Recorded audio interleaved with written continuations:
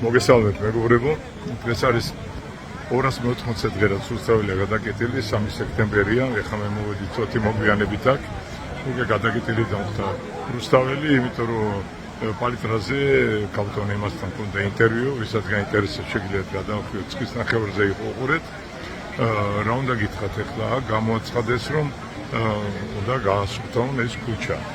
და გადადით, მაგრამ ხალხი იმის მერეს მომრავლდა და მომრავლდა. იცით რომ ერთი აქცია ტარდება იქეთ, აი სადღაც ქართული ოცნება, იქ ძალიან ბევრი ხალხია იქაც, აქა ძალიან ბევრი ხალხია.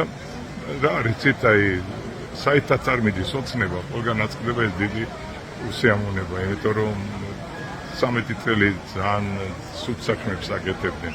კაი რამე რა მოხდა ახლა რომ ნიკა კაცია უკვე თავისუფალია, მაგრამ ესეც საჩვენებლად არის გაკეთებული თქვენ მოწოდებით, იმიტომ რომ დანარჩენები ყველანი ციკლის დატოვეთ.